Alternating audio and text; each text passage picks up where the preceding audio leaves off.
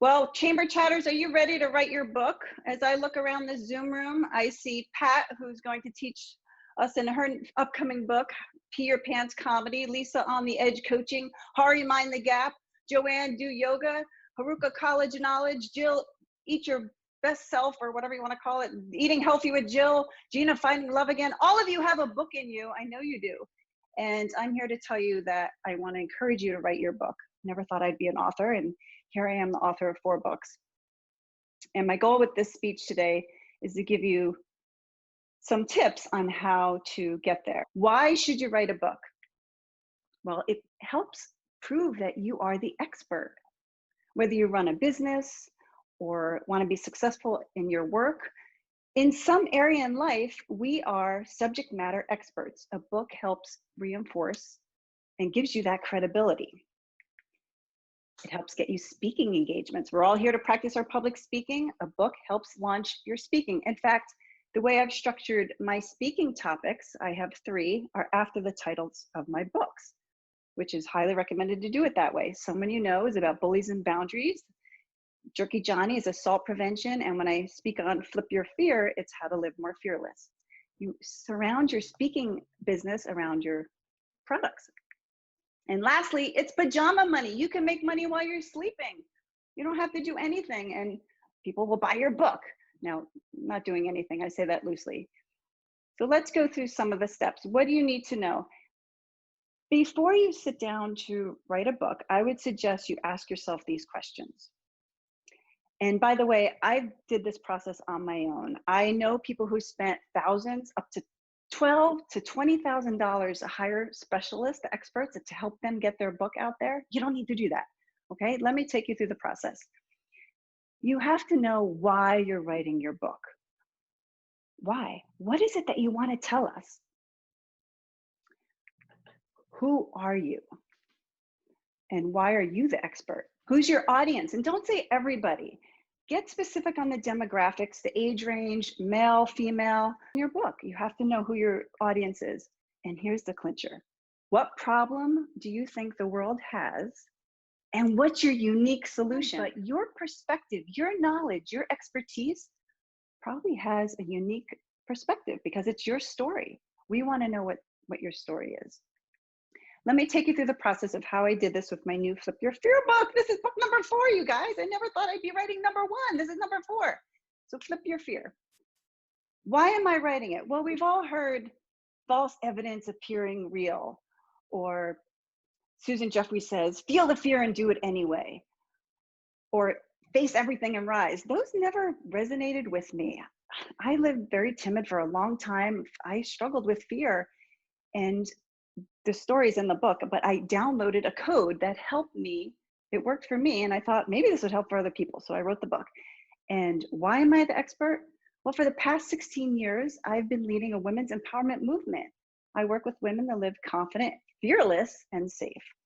And I encourage anyone out there, women and men between the ages of 25 to 65, if you struggle with fear, deep-rooted fear that you're not good enough, you're not worthy enough, you're afraid to take that new job or ask that person out or move to a new city, I want to help you live more authentically. And that's why I wrote this book, because I have a unique perspective on flipping fear. It's a code.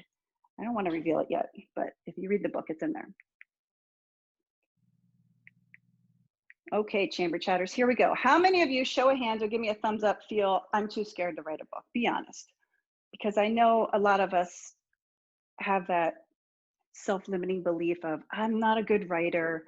I didn't do well in English class in grammar school, or I just don't know how to write. None of that. That's all nonsense. That's up here. You can write a book, and the procrastinator or the perfectionist in you has to be quiet, because I believe that once you get started, the momentum will keep going. The hardest part is just starting. So I'm going to give you some tips. We are all Toastmasters. We know how to conduct a speech, how to write a speech. It's no different writing a book. So if you're taking notes, write this down. When you write a speech, what you want to do is create one sentence, 10 words of less, of what is your premise. You have to have a premise to your book. If you can narrow your premise down to one sentence, what is the real meaning of your book? What life-changing information do you want the world to know? Then you build your book around that one sentence. This is gold. This is how you get there. Now, many people say, well, I don't have time to write, or I don't have a cabin in the woods to go spend 6 hours a day writing. None of that is needed. It's crazy because I wrote my books. Well, one was literally in 2 days, and the other one took 2 years because it wasn't actually a book. It was my game, which is, if you're creative and you can do not just a book, but something really interesting, they stand out in Amazon, because the game is the top 100 products in the toy department, because there's so many books. You have to be creative how you design your product. But here's what I suggest. How many of you have heard of the Pomodoro technique? Is this familiar? A few hands? Okay, this is a method of how to do work and to keep your creative juices flowing. What they suggest is you get a timer, set it for 25 minutes. Work, work, work. And everybody works differently. Some people prefer to do it longhand, to write out your book, or to sit at the computer. Whatever works for you. Write for 25 minutes. And then when the buzzer goes off, the alarm buzzes, I don't care if you're mid-thought, mid-sentence, you're like, I'm in it, I got it, I want to keep going. Stop. You take a break and just get up and stretch, or get a snack, go outside, and then you come back. The idea is that you repeat this for 3 times. Work 25 minutes, 5-minute break, 25, 5, 25, 5. And it gets your brain to not be so bogged down. It avoids the writer's block. It's a proven method to work. And because I'm one of these people that likes to dabble with different things, I didn't even follow Pomodoro. I did it by accident. I didn't even know it was a real thing until I started researching it, because I like to get distracted naturally. But this is a tool that can help you. You just have to start.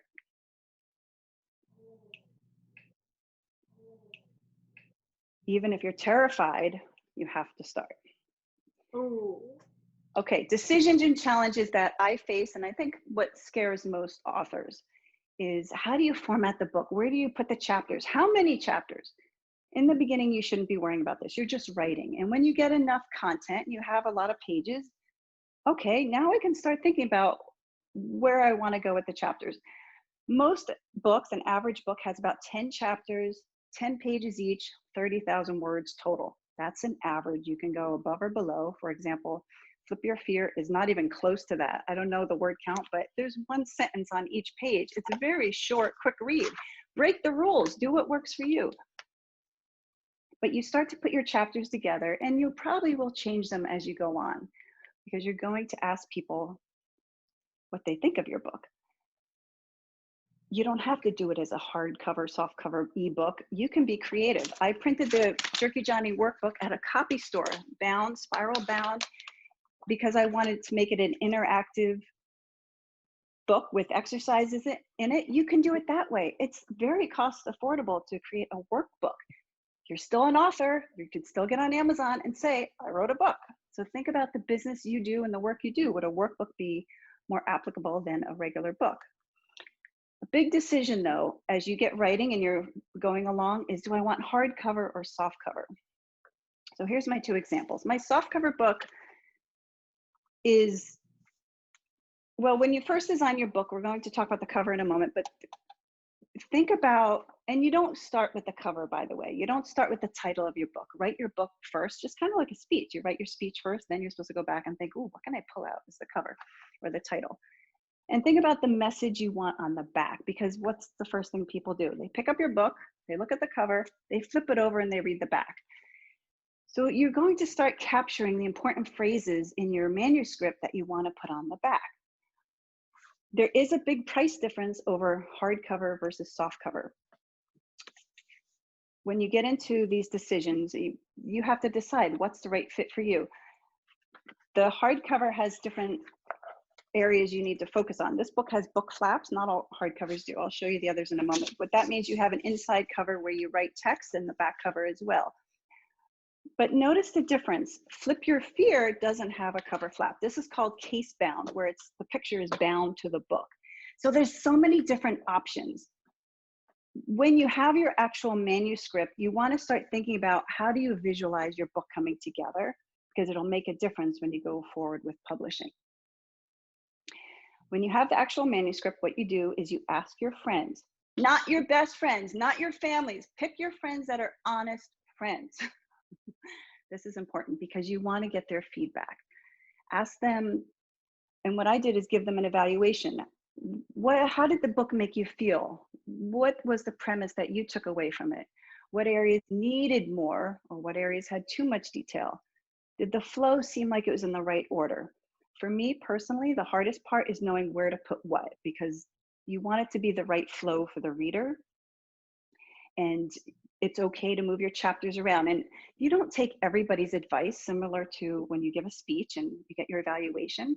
But you want to notice that if there's a theme and everybody's saying, I don't like the ending, or you kind of left me at chapter 4, then you go back and you reincorporate that feedback. Cover designs. I had all different artists work with my covers. Covers can range in price. You can design it yourself if you're an artist and you like to play with Photoshop or Illustrator, totally doable. Or you can go to Fiverr and Upwork and get an artist ranging from $5, that's what they say, I spent way more than that, up to thousands. You decide on the level of professional artist you want. But take a look at these different covers. They all invoke a different feeling. If your book is a mystery, maybe you want a dark cover. If your book is for women, the color and the font would be different. What type of theme are you trying to invoke? What genre is your book?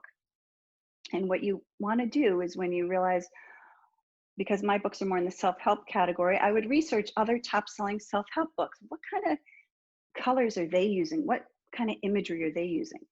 If you notice, all my books, Someone You Know, Flip Your Fear, are only 3 words. That's the ideal title, 3 words, and invoke mystery.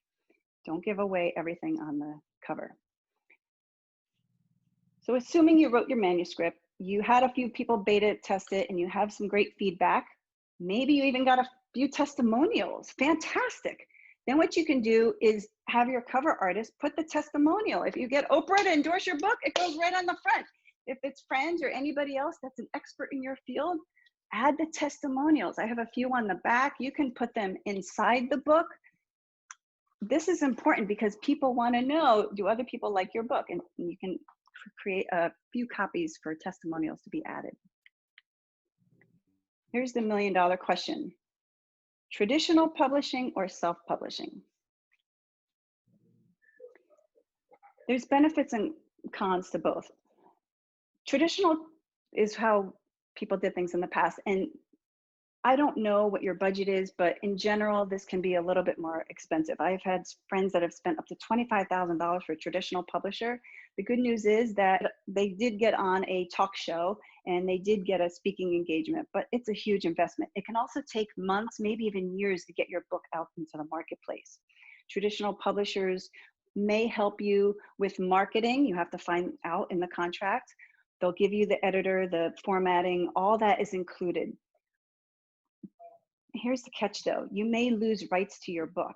They can change the name, they can change the story, they can change the genre. So you have to determine, are you a control freak? Do you want to have control of your book? That's something to consider. Self-publishing, you can get it to market as quick as you're done formatting it and having a editor read it. And I highly encourage you to get a professional editor, not your friend, unless they're a professional editor. Pay the money. Again, you can use Fiverr, Upwork, get these people for affordable prices. You have creative control, you own the rights to your book, and it's quick. You can get it to market right away. On the bottom right, you see here the ideas of the cost. It's hard to get rich from a book, I'll be honest with you, unless it becomes a New York Times bestseller or something. And again, that's usually the traditional route. But depending on your distribution, ebooks are about 70%, 50% for print books. And of course, everybody wants to get on Amazon, and there's a few options of Amazon. I will take you through quickly. The hardest part for me was formatting the book because I'm not a technical person. I didn't know how big the chapter heading should be and putting the page numbers. It makes you crazy. You can hire out for that. I have resources if you need them. Every book needs an ISBN number. That's the code. You can, if you use a traditional publisher, they'll give this for you. It's included in your package. But if you're self-publishing, you need to buy this on your own. Now you can go to Bowker.com. BOWKER, and purchase ISBN numbers. There's so many self-publishing options. You have to do your research because they all do different things. That's why I said before, you have to know if you want an ebook, a soft cover, hardcover, what type of cover, because they don't all do the same thing. For example, this book I wanted in a different size, but the self-publisher I chose and already paid for it was like, we can't do that size. And so you have to know as you're writing your book and you start to get feedback of what style book you want. If it's a coffee table book, square or a larger book would be ideal. If it's a nonfiction, these rectangle shapes are fantastic. But not every company does every size, just like not every company does everything. Kindle only does ebooks. iUniverse is fantastic if you want to be completely hands-off and you have the funds, up to $3,000, and they'll handle everything. Formatting, cover, you name it, they take care of it. Some of the other companies are you work with them. It's not difficult. I'm willing to help anyone who has questions on this. I don't want you to feel like you have to spend thousands to get it done, because you don't. The biggest thing is to start writing. And if you want to work with me, I'm happy to do some coaching with people. I offer affordable coaching, not like these people that have spent thousands and thousands, because remember, even people who promise you marketing, nobody will do the marketing. You are responsible for your own marketing of your book. You have to get the word of mouth out. And there's so many things that I can tell you on this topic. I see I'm out of time, but I encourage all of you to get out there and just start writing, because the world needs to hear your story.